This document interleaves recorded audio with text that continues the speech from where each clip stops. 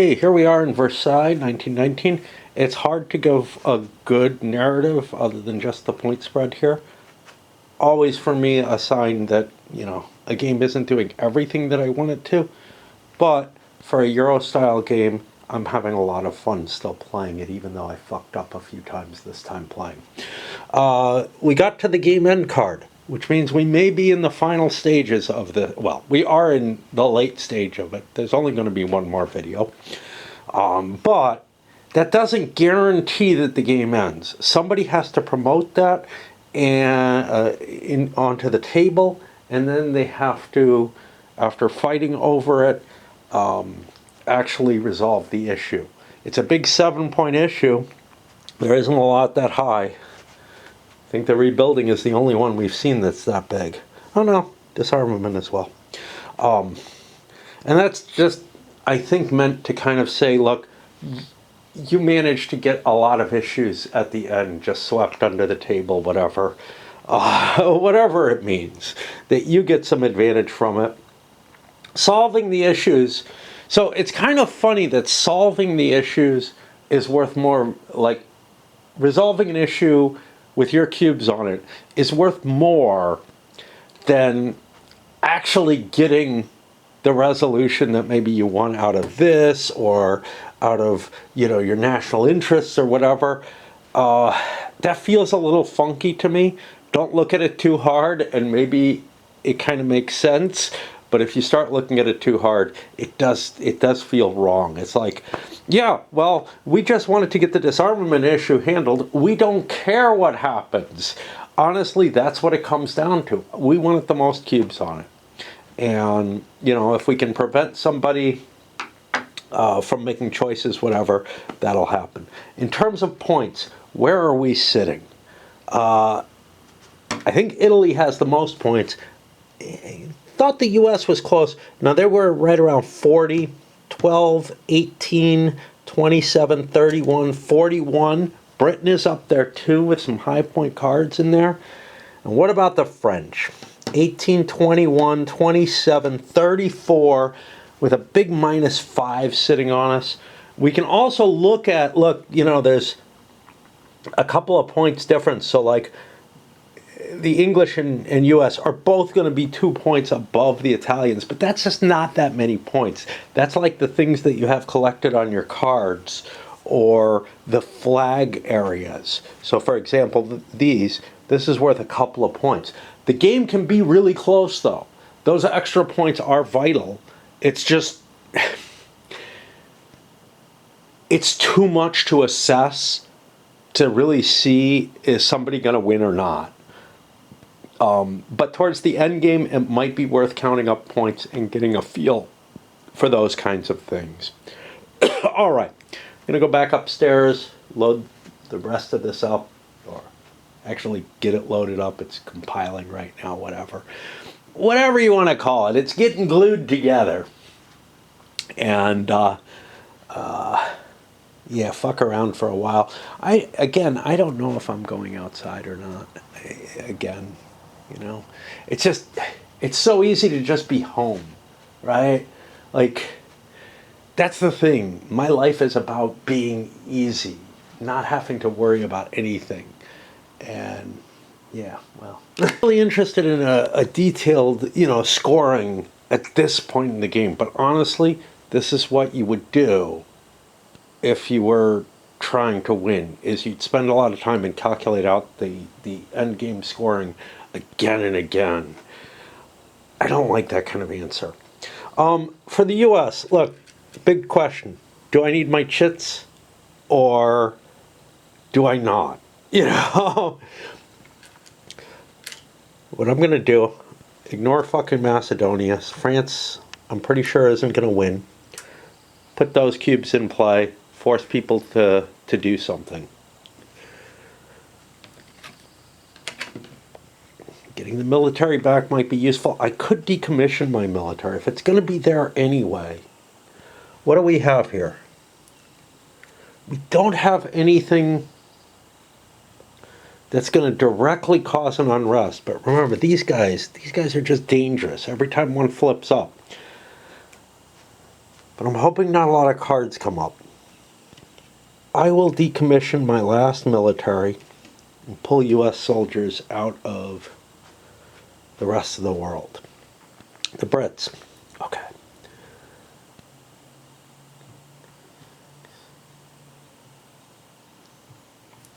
I'm right up there with everyone. Not so worried about the French, right? What am I worried about? Well, I'm worried about my happiness. I have more cubes than the US does, so I can do something like this and put myself into the game as far as I'm concerned. This is a tight one. It really is. Only the French. The last time I played, I didn't know how close it was, but it ended up very close. Everybody except the I don't remember who it was. I think the US was doing quite well. Someone got left behind, and that's happening again here. 3 of the players are right in it. One of them's not so much. Not so much, though, means I'm actually in a better position than I was in the last game. The French are not doing too terribly, even with that huge happiness burden. I can try to score points and do my best about that. So I get this. I'm in the Balkans with this. I have a Middle East. I think one of each is fine. I'm going to choose to give Macedonia to the Greeks, thus increasing Balkan unrest. And we slip that into there. Nothing else I want to do there. I can add or remove an unrest from the Pacific. I have nothing in the Pacific, therefore we pump it up. These will get reshuffled if need be. French, what are we doing?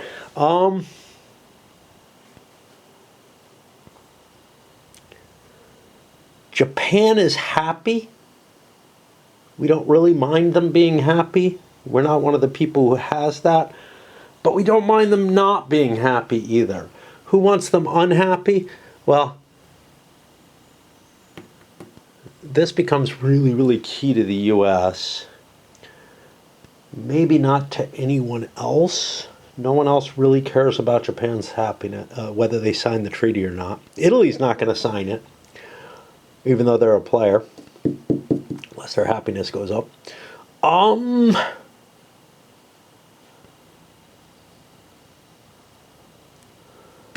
A potential advantage there. I get points off that. Move that up. Exhaust 3 influence to increase happiness by 2. This is useless for me. Pick a deploy and gain a happiness. Again, useless to me. Certainly not going to waste a cube on it. Our draws. We want things that we can slip under the radar and pad our points with, so that seems like a good play. Remove an unrest from a random region.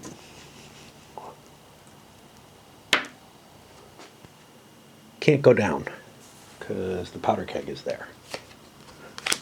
Gotta relight, be back. Italy has a fair amount of points. I mean, they're in the running, right? Not a lot of cubes. We're gonna draw our cubes. Prepare for our next bid, whatever that is. We can, of course, get our military. We can do a military deployment or a decommissioning. How do we feel about deployment? Well, we have lots of Balkans. Deploying in the Balkans would be of some value to us. Happiness probably isn't that important.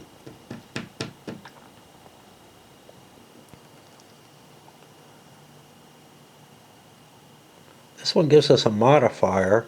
This one would push the Balkans deeper.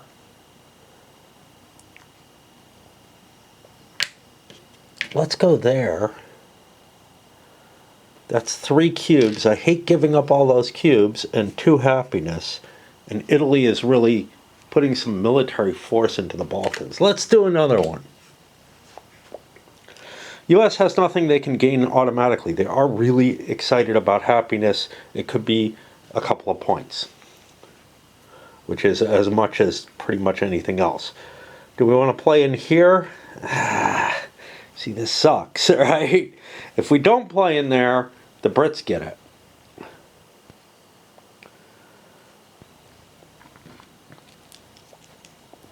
But on the other hand, we are playing against Italy too. They're in the game, and France isn't that far behind. That big 7 points, Jesus. Like, this is not the big 7 points. But it is an unhappiness. It's 2 points. Another 3 for this is 5, you know? Oy, oy, oy, oy, oy, oy, oy.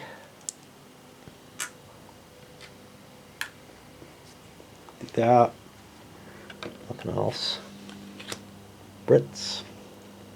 Brits can score something. As long as they don't promote this. They're not, like, giving the U.S. that. Although other players could throw in their points for it. Seems like a good move. Always collect your points. No. Obviously, we want to hurt the U.S., so we will include women's suffrage in the league charter.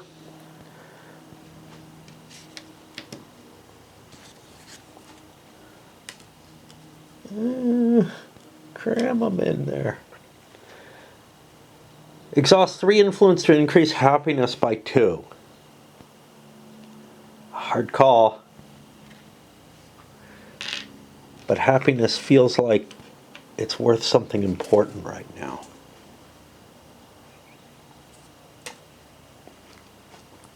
We get to choose.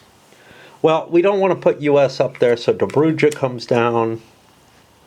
And here, exhaust 2 influence to reduce 2 unrest from Europe. Take a deploy, then gain a happiness. You get the happiness whether or not you actually deploy. This looks less annoying to me. Okay, lots of happiness relative in a way that just doesn't matter.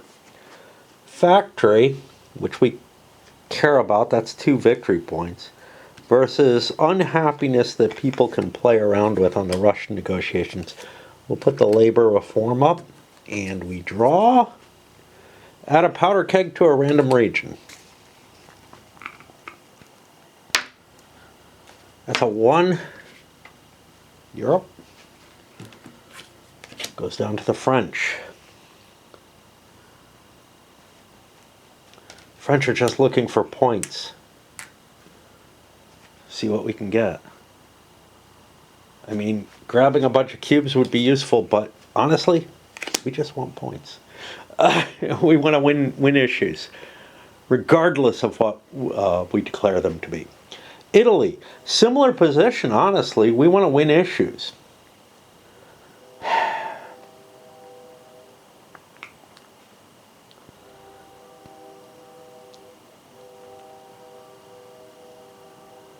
Do we let France have an issue, let people fight them? I think so.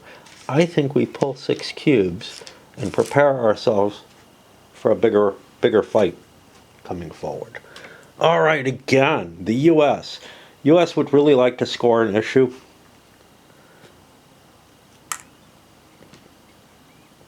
Make things ugly for everyone, I guess. Could put another one here. That one's more important. Make the Brits spend heavier, I guess. I don't know. We're at 4. We could throw all of ours in there and prevent the Brits from being able to take it, but we don't want to do that. That's an extreme set. That means the Brits could fight over Mesopotamia. We don't really care about Dobruja. We're willing to let the French have that. We're not really willing to let the Americans have this. which means this goes here. Kind of open things up. Here's the problem.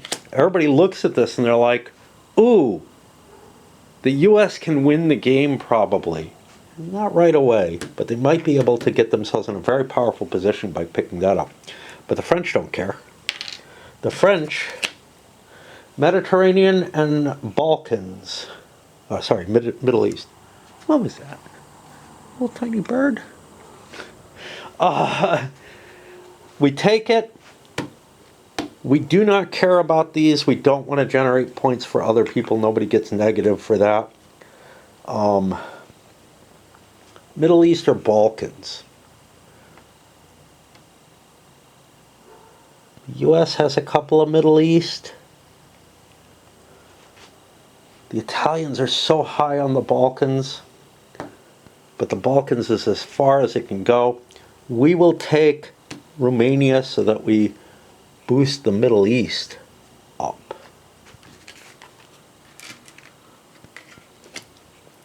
Exhaust 2 influence to reduce 2 unrest from Europe. That's real. That makes Europe no longer a target. The Mideast is the only target there. We get to promote. Well, we don't want the game to end. We know that. We will promote the U.S. interests, the British labor reform interest. And here, add unrest to the Balkans, totally meaningless. Take a deploy, then gain a happiness. A happiness could matter to people. That might cause people to trigger something they might not otherwise trigger. We look over here. Russian negotiations. That's not bad for us. We don't care about happiness anymore. And nobody is, oh no, wait, the U.S. has containment. Nothing can be too bad. That's how we see it. Ukraine and Sudetenland.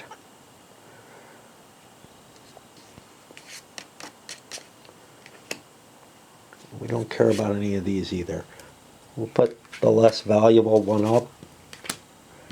And then the random draw. An uprising. The uprising is automatically in the Mideast. It will automatically happen. This is not good for the Italians.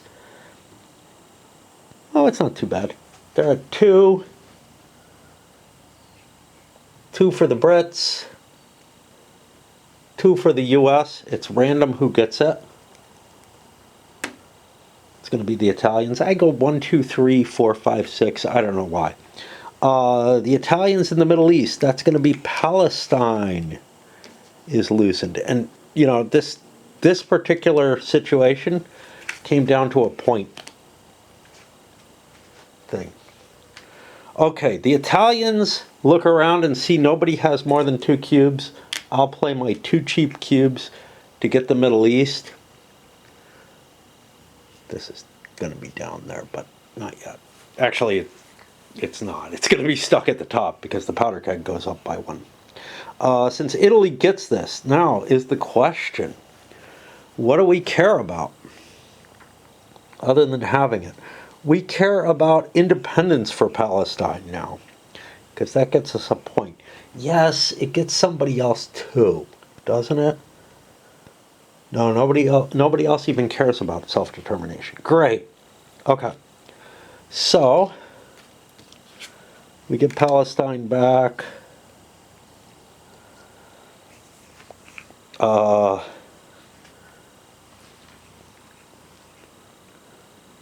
We go for the self-determination. And the Brits get 2 unhappiness. Putting them back tied with America. That's bad for us. But now this was the unrest check. So this moves over there. I got to relight. The U.S. could grab the Mesopotamia, and it might actually behoove them, if they calculate their points, we can see, to take Mesopotamia and promote this, let the Brits have that and get second place or something if they want it. 10, 19, 26... 35, 44. 9, 18, 25, 42, 50. So we're looking at the Italians here. They cannot allow the US to take this. Where is the other one? Do we care about the Brits? Not that much. Wow, they're up there too, man.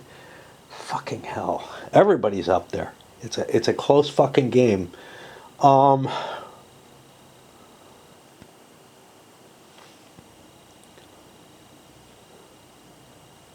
These are not going to be happy for me. I got one. It's really, really hard to keep this here. And really easy to get it up, especially in the long game. And that's the thing. Some of these strategies are just better based on the length of the game. Do I want to just sleaze into one?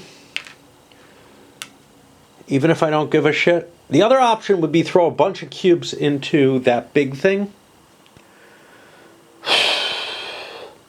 I mean, we're looking at, it would be 6. 2. Let's do it. Let's do that. Do we want to throw yet another one in? No, because that will not help our current situation. That puts us on the US. US can't gain anything, so they'll grab cubes and hope that, like, somehow this all falls out okay. It's kind of hard to do the planning, but, like, it's kind of like an 18xx game when the stocks are beginning to fall and all kind of weird shit is happening, and you don't know what trains you're going to get out of it all. Like, it just feels like the actions are that fast. Brits have nothing. I could grab labor reform. Let's look at the points. 19, 26, 35, 44. 18, 26, 33. We're ahead of the Americans. This is the big question, because they could have 7 more if I do this. 9, 16, 21, 27, 33, 40, 44.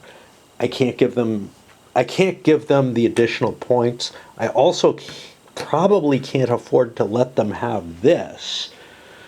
The French aren't going to be able to stop them, but I got no choice, right? My options are labor reform and pad my points, or grab cubes. Cubes probably won't help me. The US can beat me on bidding. Fuck. If I score labor reform, I can't push this up. This I probably don't want to. This, who knows what happens. I feel like my only option is to increase my cubes. Even though I don't think that it wins me what I want to do. That puts it on the French. The French have barely anything. They have no choices, not enough cubes to win, to actually even play legally. So we'll grab our 6 cubes. The Italians. I can take Mesopotamia, I can promote that.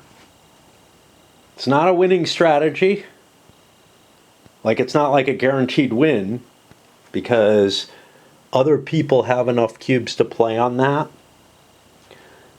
But I think it's the best I can do.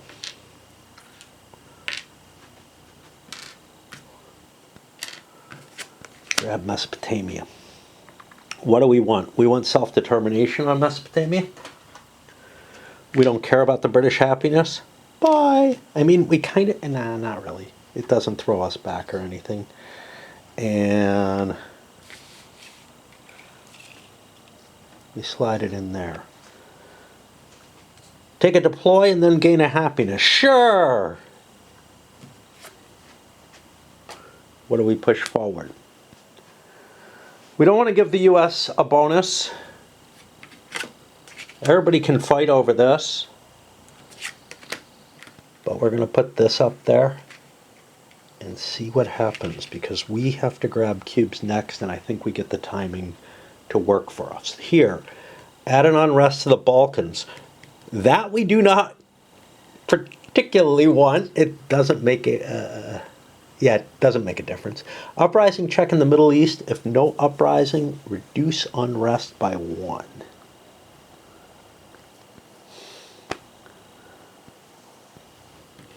That might hurt us, but it might help us. This here, putting EU unrest into play doesn't sound bad. And we draw. Uprising check +1 to die roll. Yeah. Okay, so the Mideast is going. We have 3. Oh! We just screwed up with Mesopotamia, didn't we? Fuck!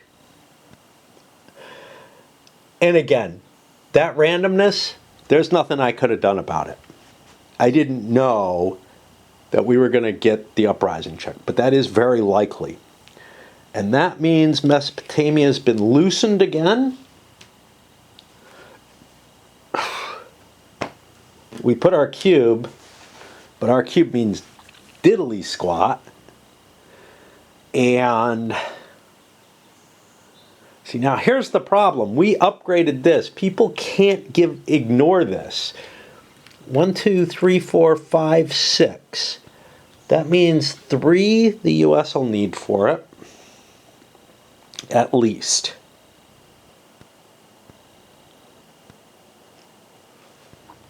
Mesopotamia is not worth all that much, but 2.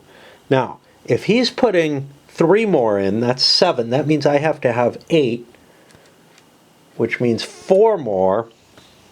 The Brits are going to pass, because Mesopotamia is not worth as many points as this, but we may get diddly squat out of this. And the French are like, huh, let's keep padding our points. Italy's out.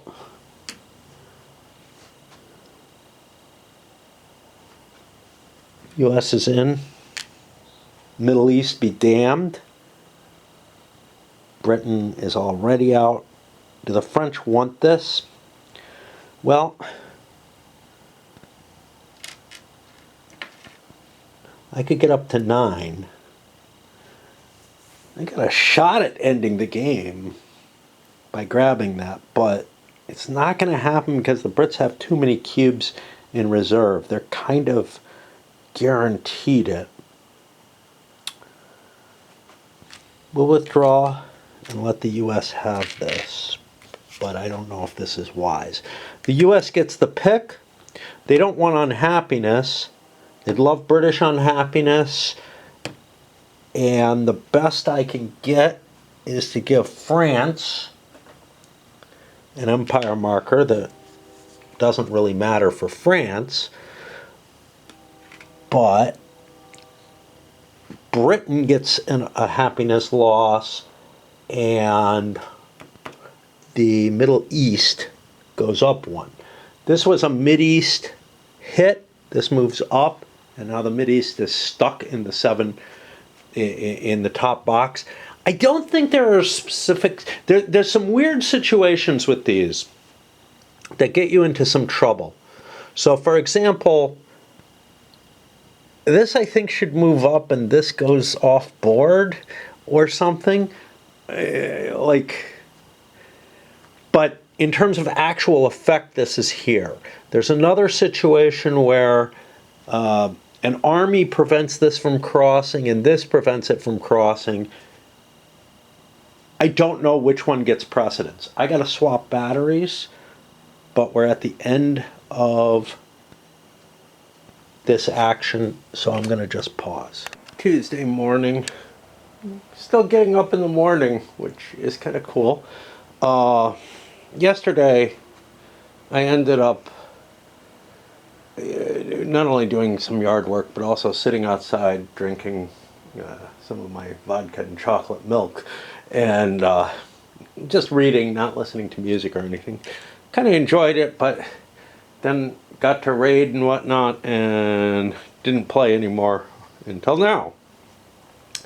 We are in the real end game at this point, like the endest of end game, because until scoring, because the final card is there, ready to be hit,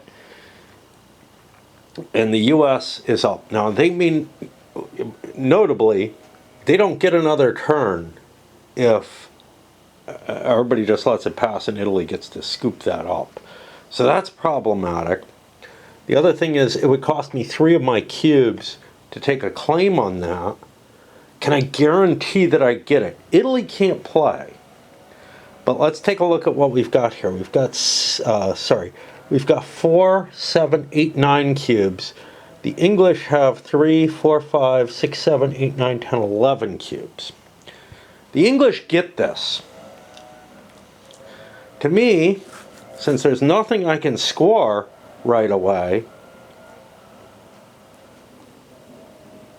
the English get this as things stand right now. Since there's nothing I can score right now, I'm going to grab cubes.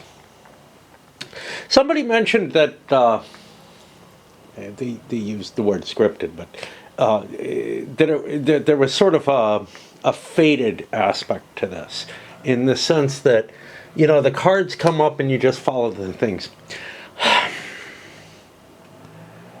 There's a lot of room for negotiation in this game, for deal cutting.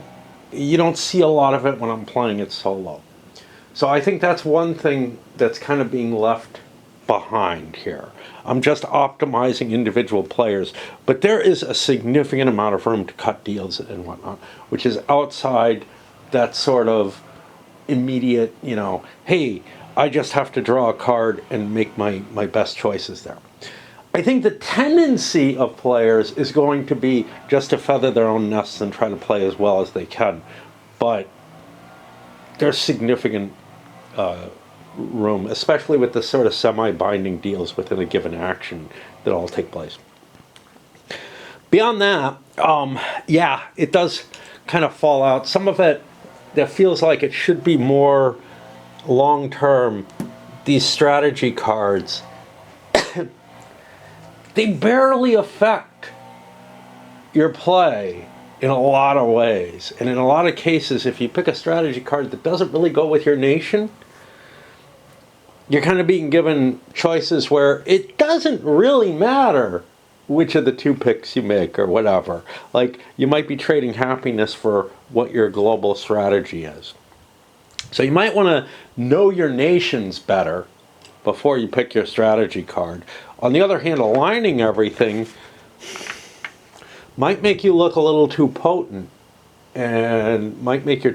But the way I've been playing, people have been largely ignoring the points gained from these. It's just too hard to calculate out everything with a final game choice. Anyway, we're on the Brits.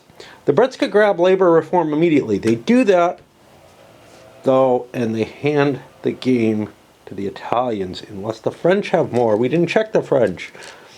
The French have 9. I have 5, 6, 7, 8, 9, 10, 11. The French could get in the pot. So this becomes this game of chicken, right? The Brits are... I don't know. I think the French are kind of behind because of that. But everybody's got a lot of points banked.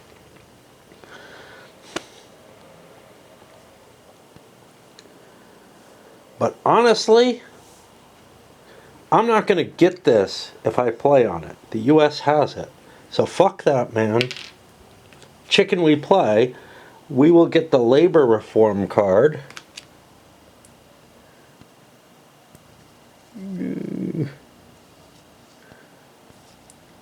And we want to not establish it, which gets us this. Doesn't give us happiness, but relative happiness wouldn't matter because France isn't in the play. The only thing we'd gain on is the Italians. We're not counting on doing that here. We're banking the victory point. Optional, add an unrest to the Balkans. We don't really care about the Balkans, but there's no room for it. So that goes away. What do we want to put point-wise out there? Factories are nice. This is a factory that comes with some unhappiness.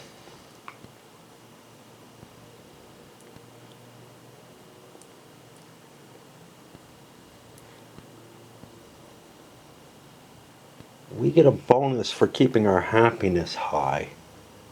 We get twice as many game end points from that as anyone else, which is kind of a reason not to do that.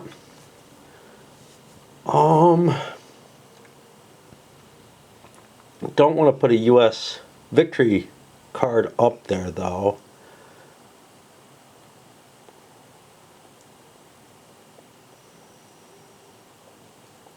I think we're going to put Ukraine in play, even though I'm not thrilled about it. And then we refresh. We don't want this card. We want to keep our cubes. This game could be over if France decides that they're not going to change their position.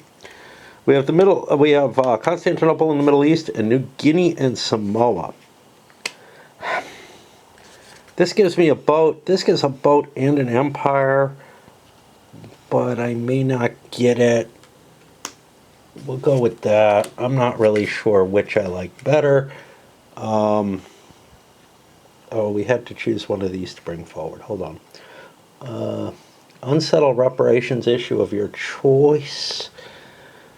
Uprising, check in the Middle East. If no uprising, raise unrest by 1. We have 2 in the Middle East.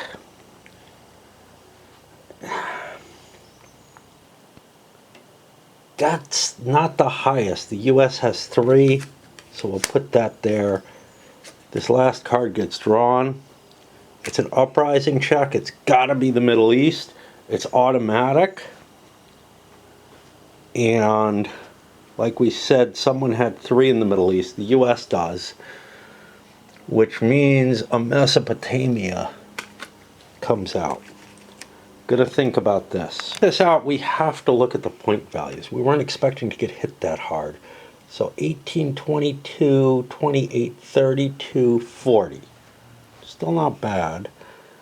19, 22, 25, 34, 44, 48. Much better. We're not in great shape. In fact, if we won this, it would still be a very close game. We'd have to take it down to looking at these points, at the happiness, at everything. So even if the U.S. gets the game end, 16, 22, 28, 35, 41. France would be in the running if they picked that thing up. I'm just trying to look at things. 16, 24, 30, 40, 44. Everybody's in this game. Now France has that big -5, so that is something to consider. I feel like I need this. I don't have any military to commit to it. Only person who does are the Italians, and I'm not sure that they can pull out of the Balkans to do that.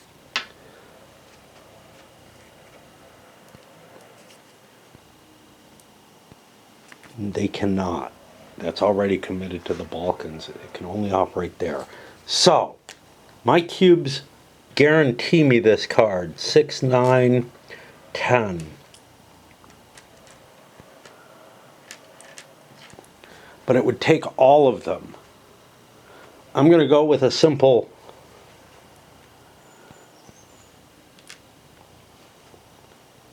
what can we prevent from France?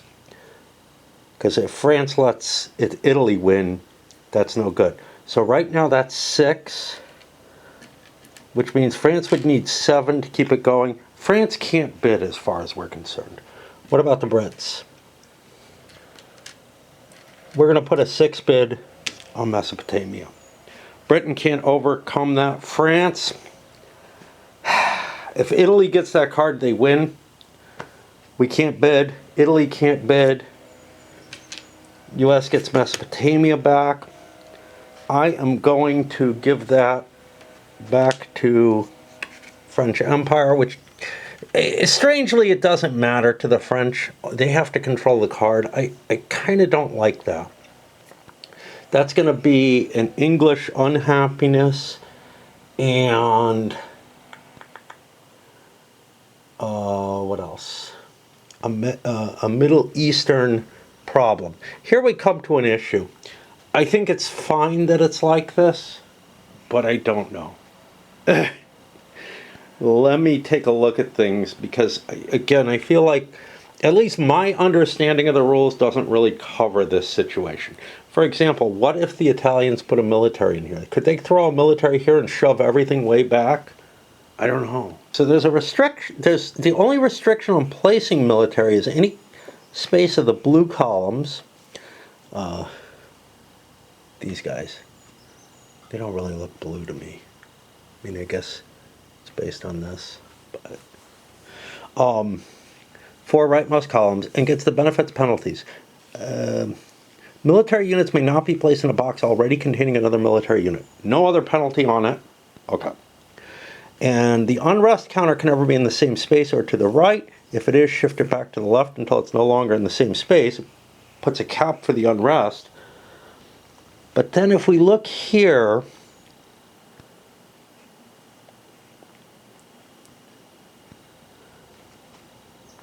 the powder keg.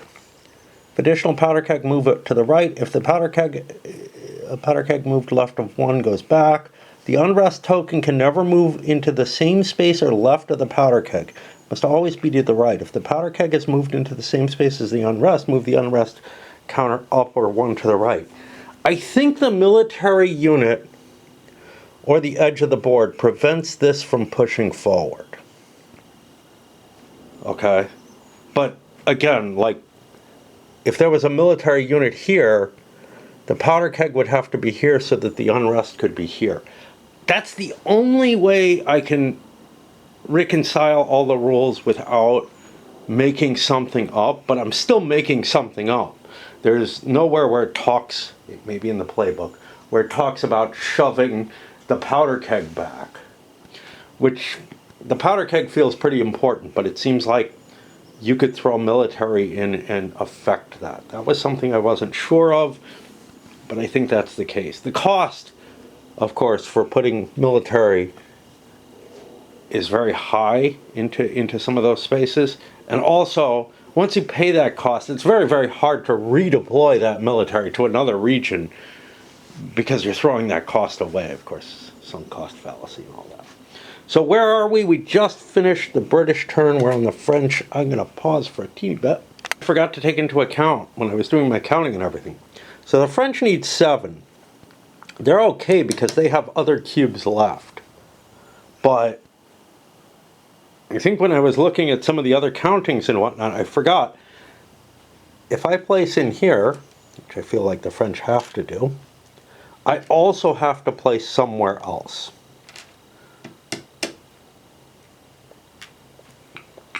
We'll keep a cube. I'm not sure, you know, that second cube could be important on there, but it feels more likely that if it's going to be important, it's going to be important to hold on to it. Don't want to think too much. Italy. Look, Italy could cause the end. Time to do another recount. I'm not going to do it on video this time. But essentially, if Italy can beat everyone but France, then they feel like, of course they're not getting a hell of a lot of happiness points. It almost feels like I have to do a full count of the victory points at this point. I hate to do that. I really hate to do that. I think the game would be cooler with a time limit on player turns. Simple. You can't do it for the whole turn though. That's sort of the problem. But like your initial decision of what thing you're going to do should be timed to like a minute or 2. So you can't be like taking your turn to count everybody's victory points. Maybe a quick scan of cards is okay though. A limited assessment. I looked at Italy and I looked at the US, who I think was in the lead. Italy would be behind the US if they triggered this and let the French have it. Which means we have to play the game out and pull more cubes.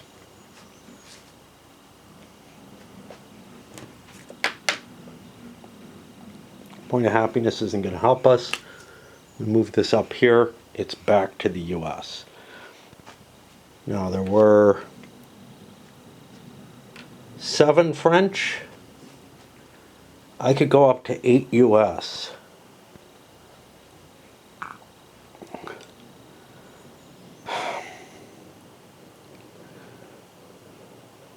I've got to make considerations as to letting the French have this. So another quick point count and thought. I think that they can still win if the French get this.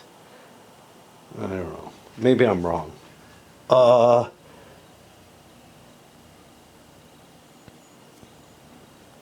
I think I'm wrong. I think the English have more points than I do. And then I do a quick look and they have, you know, these factories. They have a lot of factories. All right. I commit. Don't like it. Yeah, because I have to beat both England and France. France if they get this. Okay, that puts it to England. England's call is, we have 5 there. We're looking at 3, 6, 8. Can't put all the US in there. Fuck. I screwed up. Back to the US. Okay, the US actually can't take this because I'd have to play on another space as well. Well, that means we're fucked, as far as I'm concerned. I could play for something like Ukraine, but it's not going to get there. I think the Brits are going to push this over because they may be able to beat France. If the US was able to beat France, I'm pretty sure Britain is able to beat France as well.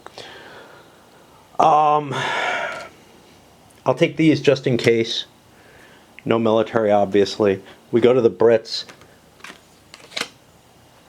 Ideally, the Brits would calculate all the victory points of every player if they wanted to make the most informed decision. I don't want to do that.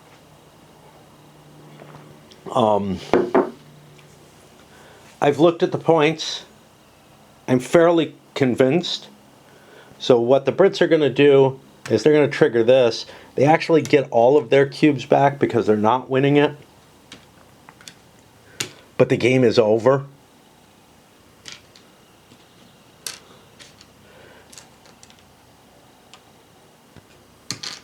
The French get this, and we are absolutely done. It just stops right here. There's no chance, you know, the Brits don't get to continue their turn. We don't have to reshuffle the deck. Nothing like that. What did we not see? Tyrol, Thrace, and Southwest Africa. Tyrol heavy for Italy. They really want to get control of it. Southwest Africa. Guess the U.S. wants it either to be a mandate or independent. But if South Africa is going to annex it, the U.S. is unhappy, and the Brits get boats and all kind of stuff like that. Okay.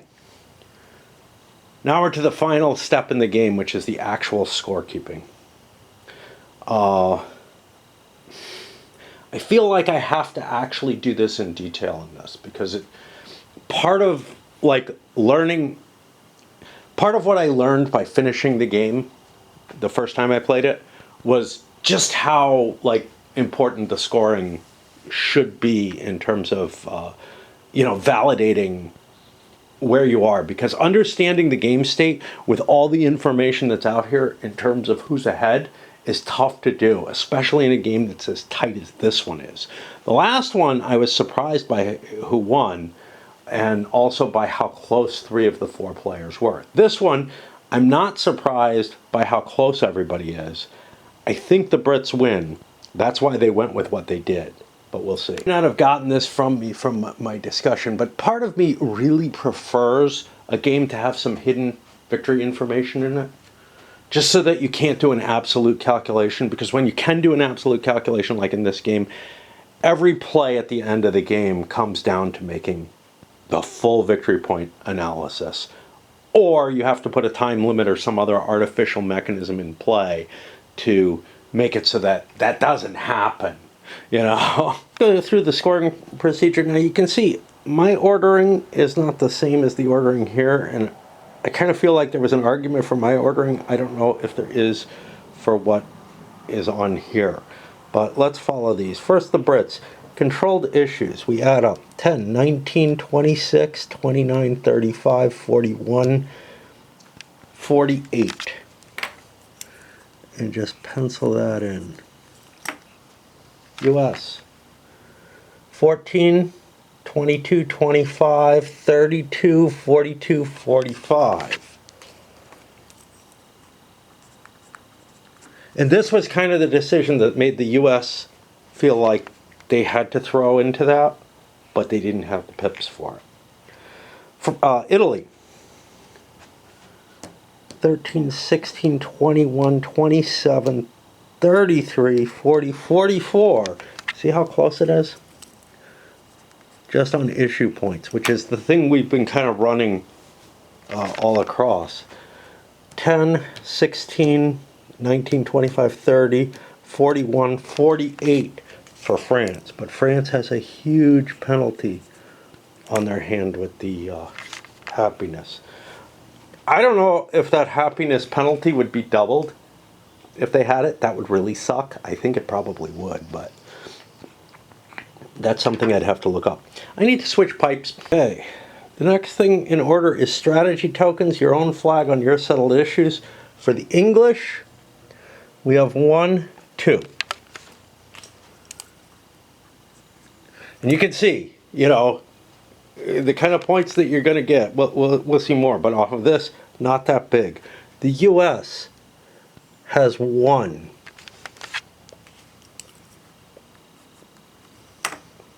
Italy, of course, people weren't really aiming for these too heavily, has 2. But quite often, your flags come with good choices for you. So it almost kind of just happens. And France has 2. So no big movement there. Strategy card. Okay, each one has 4 conditions. There's a line for strategy card total. I'm going to do each condition on its own. Again, but I'll do each nation as a singular. First of all, factories are worth 2 each. 1, 2, 3, 4, 5. This is why England's going to win. 6, 7. They've managed to get a lot of those into play. So condition 1 is worth 14 points. That's huge. Their condition 2 is a penalty, though, for reparations. And we have some of those. -2, 3, 4, 5. Ouch. This is worse than I thought it was. 6, 7. So we take a -7 on there from that. We're not going to sum this individually. Condition 3 for them is a happiness bonus. We don't write that down yet, but we have to remember when we do national happiness, we double it. Why don't we jump to national happiness for that case? Okay, first question is Japan's happiness an issue? I don't think it is. I think it's just the 4 endgame players. Let's just see.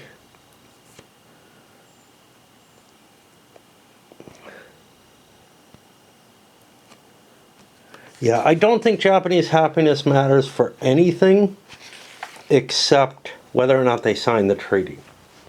Might be wrong there. Okay, so the most happiness is the US. They will get 6 points for happiness. A nice big bonus. The British are next. They get 4, doubled is 8. So they get more happiness points than the US does. But now imagine if they could have prioritized their happiness. Finally, Italy will get 2. And of course, the French get a -5 for their happiness penalty over here. And multiple people can get that. I think if multiple people have it, I don't think they get game end happiness bonus. But again, I'd have to like look at that. But I mean, you know, in a 4-player game, if 2 people are down there, that would reduce the penalty by a couple. You know, could be kind of big. Okay, we were jumping back. Regions where unrest is less than or equal to this column. That's 1. We get 1 big point for the Brits for condition 4. Let's go to the US. Every empire marker is worth something. So that's 1, 2, 3, 4, 5, 6, 7 for the US. Why they want empire? Well, it's containing communism. You could kind of argue the US kind of followed this post-World War II in some ways. Anti-Bolshevik. These are doubled, but there's only 1 there, so all we get is 2 points for that. Condition 3, British naval efforts. Again, this is really something that you would think the Brits would want to have. British naval commitment, there is absolutely none. And then the final one is Italy and Japan refusing to sign the treaty. Italy refuses to sign the treaty, so I get 3 points for that for the US on condition 4. Let's go to Italy. What are theirs? This is German containment. These are 1 each. 1, 2, 3, 4. Looks like 4 points for that.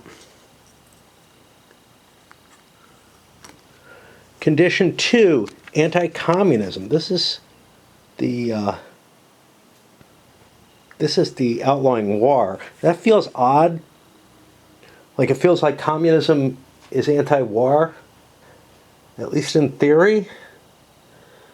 Certainly at the World War I point, you had Lenin doing these weird things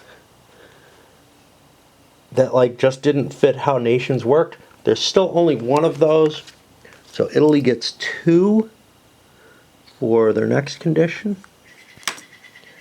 Condition 3 is self-determination. Look for those. And this is why calculating out the whole pile is going to be so hard. 1, 2, 3, 4, all in their own control. And then condition 4 is once again a lowering of tensions. We had decided that's worth 1 point. And then finally France. France wants factories. We could take the British factories and turn it in half. So that's 7 points. They get points though for reparations, which there were also 7 of. So the French get 7. Hard to write. One-handed, you would think you write one-handed all the time. I don't know. I mean, I'm using my correct right hand.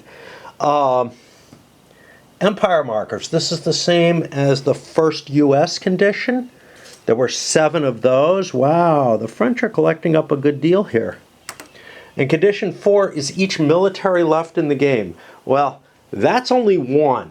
We were unable to keep the armies in play. And that's a condition that the longer the game, the more likely I think you're going to see a situation where everybody demobilizes. And that's just, you know, how long the game is a choice you make at the beginning as to which type of game you want to play. That was a significantly larger portion of the victory points in the shorter game. Well, now I add up. And I'm not going to force you to look at my calculation, my attempts to do addition, because I could probably do it better without the camera on. And running down the clock, 66 for the Brits, a pretty good score. Remember, they're the ones who ended the game thinking they're winning. US 64, you know, a little closer than I thought it was going to be when I started looking at the factories, but I forgot about the reparations, the minus for reparations, and how many of those there were out there. So surprisingly close there. Italy only got to 59. They didn't really get to do anything too impressive. And yes, their points were in the same place, but France got to 67. Like I said, France collected up a lot of points off their first three conditions here, which was just, you know, nice. So it ends up being a 1-point game, right? With France getting this big 7-point advantage, which Britain basically, well, the US and Britain basically handed to them, although the US couldn't stop it. They thought they could. Britain chose to hand the game to the French. However, we didn't know. You know? And again, you can see, if every decision, once that card is kind of floating around out here, comes to a full calculation, look how hard that calculation was.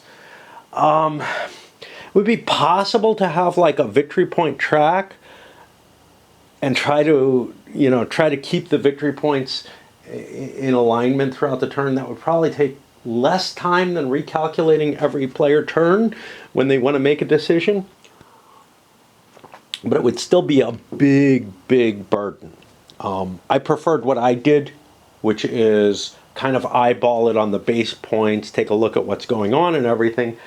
But Britain made an incorrect decision, and if they had the whole game state in front of them, they wouldn't have made that. So that's kind of a thing. I was surprised how close this was. The first time I played, somebody got kind of battered, you know, down early, and they weren't able to make it up. Here, we had someone jump out to the lead. I think maybe it was Italy, but I don't remember. But we had players definitely far behind, lagging at various times. I know the Brits were in pretty bad shape. Well, they came in 1 point within victory. And it ended up being pretty damn close across the board. Most notably, the thing that I could track easily, the total number of points of issues you had, that was a 4-point span. And to be clear, okay, we got a 1-point difference between these two. They're tied. 3 points less, 3 points behind the winner. 4 points less, more than 4 points behind the winner. Again, Italy had trouble, their victory conditions. They really wanted these anti-Bolshevik things to come out. Not a lot of them feel like, I don't know. There aren't a lot in the box, but no one felt committed to putting them, because you play with the whole deck, and we went through most of it. So that scored a lot of points in my last game. So whatever you want to look at with that. Another interesting one, that kind of funky strategy card that gives for most regions. Let me see. I don't know where I hid the excess. Here they are. Here are ones that did not get played. This is the most different regions that you have. The longer game probably makes that more valuable as it spreads out, unlike the military one. The longer game might make this more valuable, although somehow Japan stayed all the way up. Many of the others, the longer game's going to just make more valuable. If you're counting tokens, there are just going to be more tokens out the more the game goes. So it's kind of funny. Some of these cards gain or lose value by the particular play that you're making. The happiness bonus, it's hard to control your happiness very well.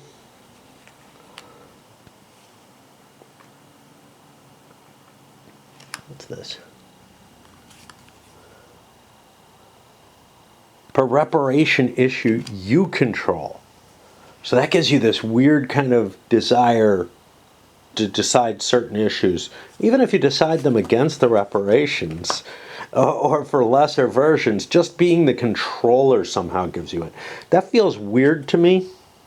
The British and French had a strong drive to seek reparations. Yeah, that feels really weird, but in conjunction with other things, happiness, the British and French are going to be happier from reparations. The U.S. won't. And obviously containment and reparations counter markers are going to give you advantages anyway. But yeah, some of these feel a little weird. And this one's points. No, 14 points. Okay. Like, oh, my goal is victory points. Excellent. A lot on self-determination. Not wanting Italy or Japan to sign the treaty because both of them had territorial ambitions that were greater, but also each league issue control. But again, it doesn't matter which way the league issue went. You could have chosen to go against the 14 points, essentially, which is kind of funky as well. I don't know.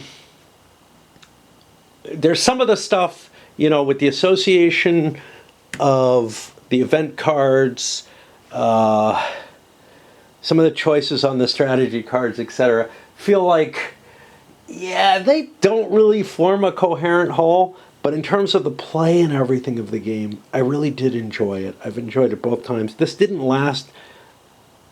overstay its welcome as badly as I feared it would. So, I mean, take that as you will and whatever. And we're going to load this up and then come back with whatever the hell my reviews end up being. I feel like the key point of my review is actually given right now.